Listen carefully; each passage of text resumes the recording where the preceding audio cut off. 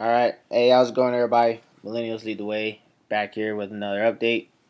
So I do these updates about every like 3 months. So almost quarterly. I do these updates, and mainly to keep you informed, keep you up to date with my strategy. Also to hopefully motivate you guys. Right. I realize there's a lot of people on YouTube that are doing it for their own reasons. I have no other reason but to give a few random people that little extra push of motivation that they need, right, to go harder. So there's quite a few things I want to get through on this update. So I'm gonna cut out most of the chatter and probably save it towards the end. So, so my total balance is $137,000. Um, as far as like principal, I got 105,000 in here right now. So the good I have finally gotten up to my Fundrise account, right? So if you guys manage to go check out my Fundrise video, you'll see that I also have 105,000 in deposits on there also. So the only way you can do this at the rate at which I'm doing it, which if we look at how fast I got 100,000, so I started this account in on June 15th, right, 2018. And in, let's see, just 3 years, right? In 3 years, I've saved $100,000 of my own cash, right? So I'm not necessarily dependent on the stock market, right? And that's what I tell you guys. You don't want to depend on the stock market to do it. It ain't gonna happen, right? You want to invest in yourself, right? You want to focus on your career, focus on your profession. That's where the majority of your money is gonna come from. Right. I also talk about getting out of debt, getting your emergency fund, increasing your income. Right. The only way you're going from $500 to $100,000 in 3 years is if you increase your income. I get it. Your favorite YouTuber tells you whatever they tell you nowadays, but that's the only realistic way. Right. So you can take it how you want, but for this quarter alone, we're sitting at a 10% in a time rated return. Right, I use a time rated return because I don't really alter this account. Um, Wealthfront is the financial advisor. So as far as dividends, I made about $800 in dividends so far.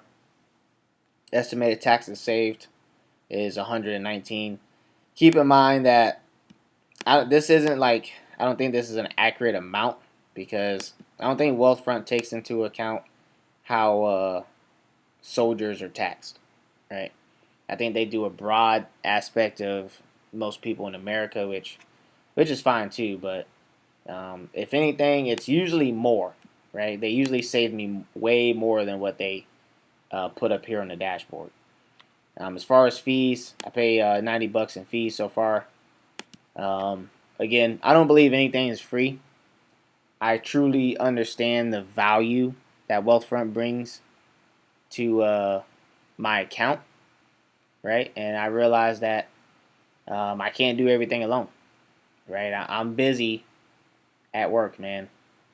Um, more rank equals more responsibility, and I just don't have the time to play wannabe investor in the stock market, right? So I don't mind hiring Wealthfront to handle this portion. As far as like U.S. stocks, so Wealthfront just recently updated their portfolio, right? Their investing strategy, meaning they changed the allocation for a lot of these stocks, and regardless of what risk score you have, chances are your allocation changed. I think the biggest change for all risk scores were they put more efforts towards U.S. stocks. They decreased a lot in emerging markets and foreign developed markets. And I think if you were between a risk score of 2.5 and 5, you got like tips added to your the Treasury inflation protection something, man. You got a few things added onto your portfolio. Now, obviously, this you had to opt into this, right? I mean, I don't think Wealthfront really just does things anymore. I mean, they ask if you would like to opt in, and that's when I opt in, right? That's why this little uh, portion right here showed up. So usually, if they update the portfolio again, it'll pop up right here, and from there you can choose to opt into it. So let me go back real quick. And then they'll tell you why your investments are off. They basically try to minimize tax consequences when transitioning my portfolio.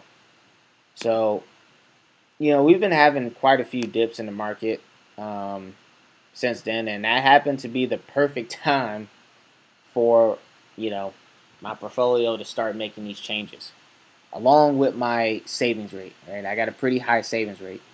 I think I save about 3 grand a month to this account alone. So um, this is helping me get on track with my allocation. So Wealthfront doesn't have to do too much. But I will say though, looking at my transactions, we can go on transactions real quick. Ever since I opted into that updated portfolio size, a lot of movement's been going on. So you got the average dividends that get paid out and reinvested.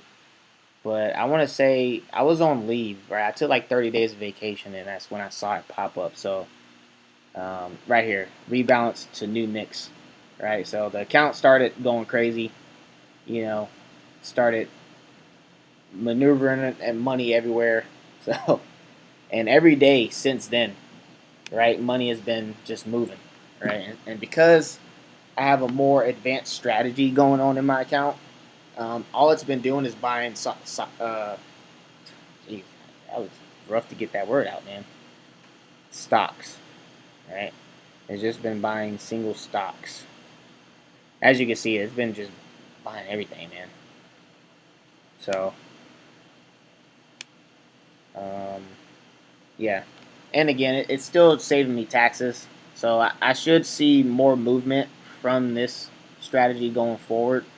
I think I'll still see some from the regular tax loss harvesting, but because I have more money in here now, I think they're going to utilize more of the single stocks now. So, hey, don't take my word for it. You should read the white paper. Wealthfront explains it best, right? So, and then, like I said, almost every day something's been going on. A lot of stocks being traded, but actually, we can go into that real quick so I can show you guys. And like I said, man, it's just been saving me a bunch of money on my income taxes. So let's see if we can go in here real quick. I think the last time I showed you guys this, I think I only had like 4 stocks in there. So I got quite a few in here now. Again, I don't do any of this, and uh, that this stuff changes every day, right? One day I'll see Tesla in here, another day it's gone.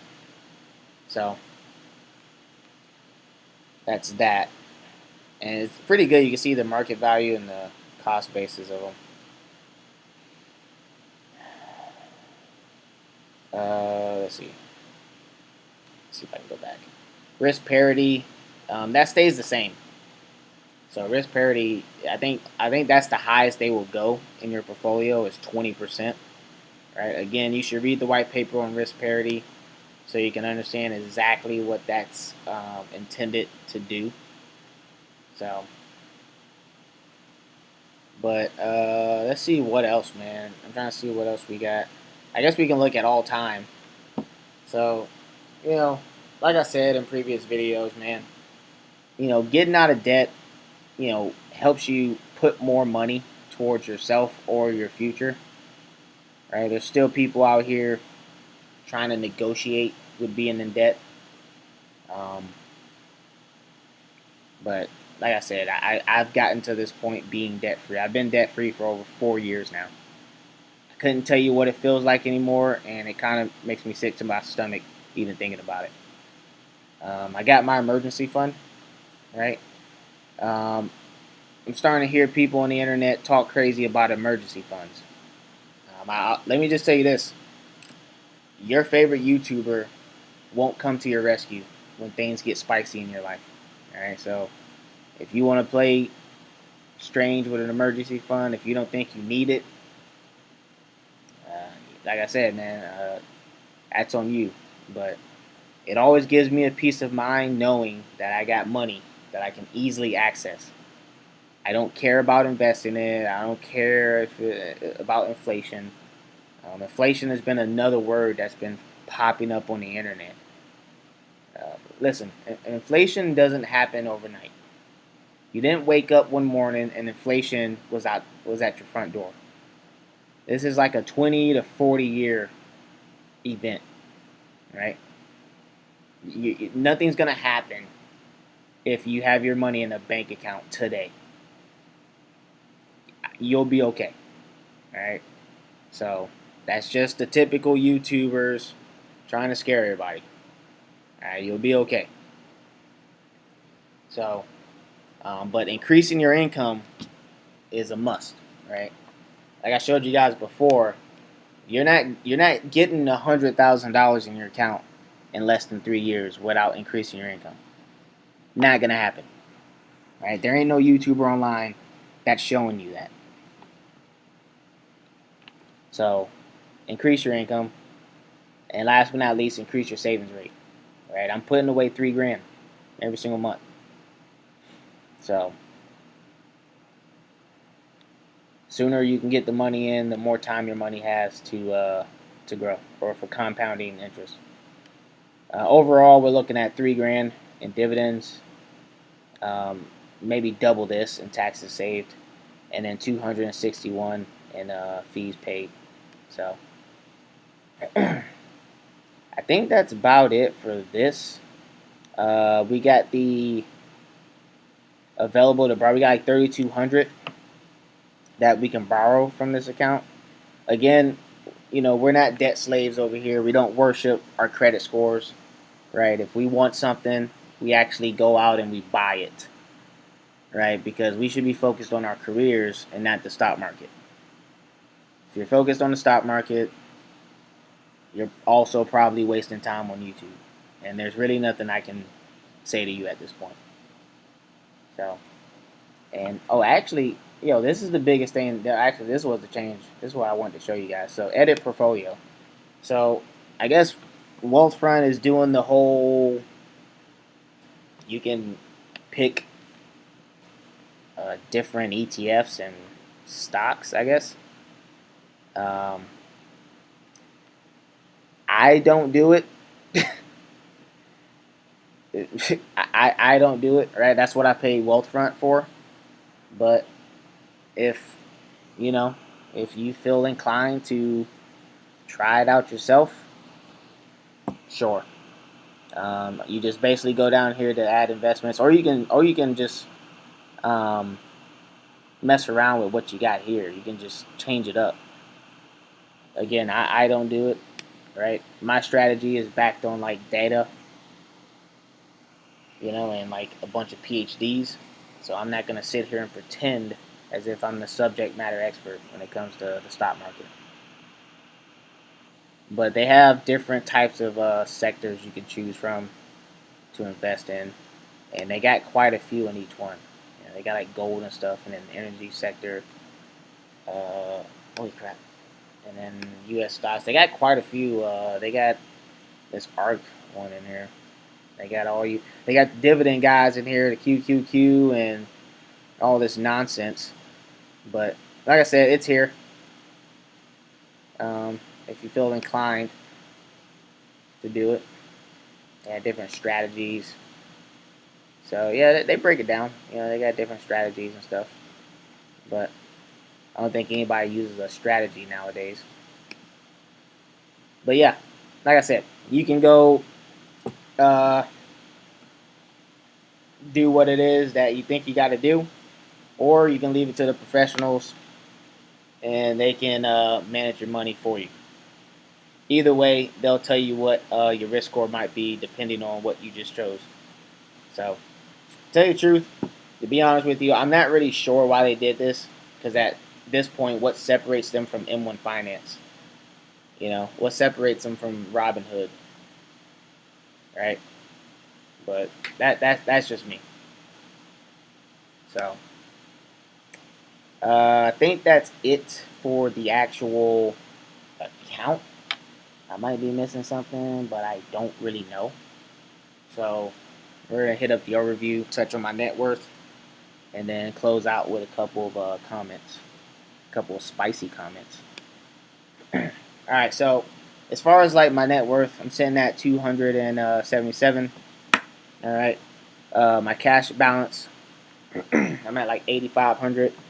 So my cash balance should have been higher, but like I said, man, I went on vacation, and that extra $1,000 that I get every month, I was blowing it. I ain't even gonna lie to you, I was blowing it. I bought that new optic for my rifle. I went down to Florida for like 30 days, ate out almost every night, got a new gym membership. Yeah, I just threw away about 5 grand. But you can do that when you increase your income, right? When you've been having a good savings rate, when you work hard in life, you can afford to have a little fun, right? Unless you're out here pursuing passive income and you're making minimum wage, that's where you screw yourself over, right? So put in the work, all right? Put in hard work, do it early, do it often, and you'll be surprised how fast your money grows, right? The bulk of my money lies in my investments. And I don't really consider myself a huge risk taker, right? I didn't work this hard just to lose it on something like Bitcoin, right? Or you guys might call it Bitcoin, right? Even though I got like 9 more years until I get my pension from the military, I still don't want to just throw away money, right? Um, so you want to make it count, right? And you want people behind you uh, that can give you guidance on how to get the best bang for your buck. I feel that a lot of people feel that they should be having, to be able to do everything, and that's just not possible. Right? Everybody's hero, Warren Buffett, he doesn't do everything himself. Right? Nobody, Jeff Bezos doesn't do everything himself. They task it out to other people, right? They hire other people, and that's what I'm gonna do, right? I'm gonna hire other people, and until they stop doing what I need them to do. I mean, I don't know if Wealthfront will be for me later on. When I get to the millions, um, but you guys will be the first to know if this doesn't work out. So, but for now, you know, they're good. At least I can't really tell the difference. I have been looking at other advisors. I will say this: if I go to a different advisor, it won't be another robo advisor. At this point, they're all the same. All right, Wealthfront is no different from any other robo advisor, right? They all support terrorist organizations. They all talk the same lingo. They all have the same software, right? There's nothing that's really separating them. So if I were to stop with Wealthfront, chances are I'm going to stop doing robo advising altogether. I'm just going to go back to a human advisor, right? Which, who knows? Maybe, like I said, when I have more money in here, depending on how things go, I may just transition to a human advisor. I was doing a lot of research, and I think that's what most people do once they get like in the millions and stuff. Everybody tends to switch over. So, but we'll see what happens. We'll see where it goes. But yeah, I think that's all I got. I had a couple spicy things to say, but I'm tired, man. I just got off work, and I'm just trying to chill. So I think I'm gonna just end it like this, man. Like I said, stay out of debt. All right, get out of debt. Get out of debt. Get out of debt. Get your emergency fund. All right, quit listening to people tell you you don't need an emergency fund or tell you you should invest your. Just get an emergency fund. Right. Increase your income. I can't express that enough. Increase your income. Last but not least, increase your savings rate. Right. Um, that's that's where that's what I'm doing. There's no secret, right? I ain't making a bunch of YouTube money. I ain't convincing you one thing and then getting $40,000 a month from telling you to do the wrong stuff. So I can't force you to do nothing. It's on you. But one last thing I will leave you with, if you guys are still here, is lately the fire community. I don't know what it is with people on the internet, but that number, that fire number, gets lower and lower every video I watch. And I don't watch a lot, but it's no longer at the 1 million mark. And I'm not sure why. All right, there's more YouTubers convincing you that you don't need $1 million. Right? And it leads me to think one or two things. Right? This YouTuber either has some rich parents that plans on leaving them something behind, or they're not telling you the exact truth.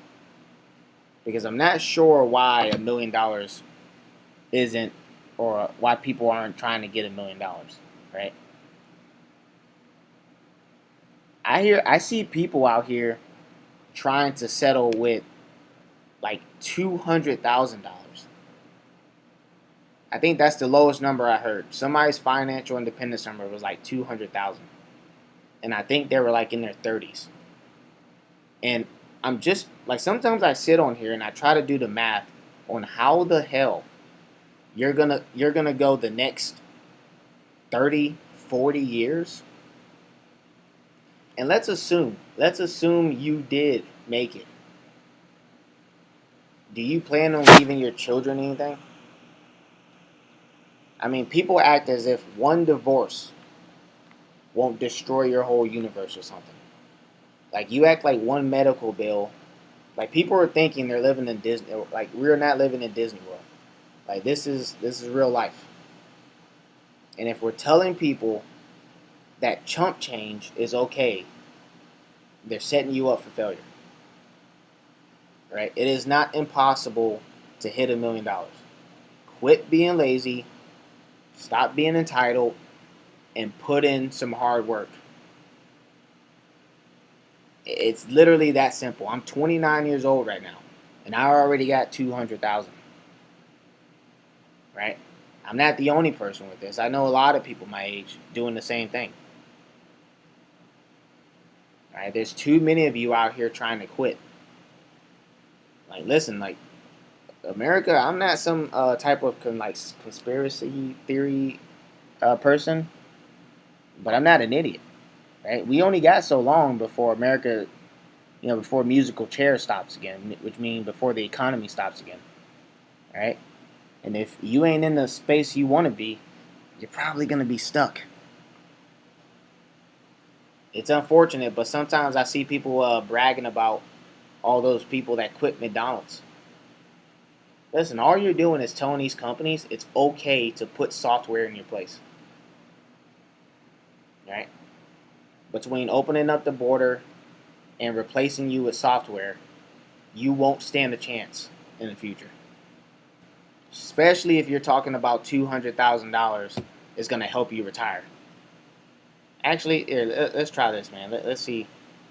Um, Maybe I can try to like mimic what people are talking about. Um, so if I say if I did thrifty, man, I can't even do that. Let me see something. Maybe if I was like, maybe if I did $700, right? Because this is what some of y'all are talking about living on. All right, it's still saying no. That's not possible. Oh, okay, that's why. So I gotta go up here and adjust something.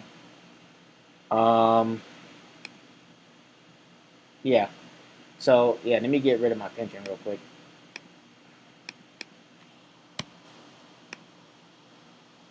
Yeah, there it is. That makes sense. All right, this makes sense right here.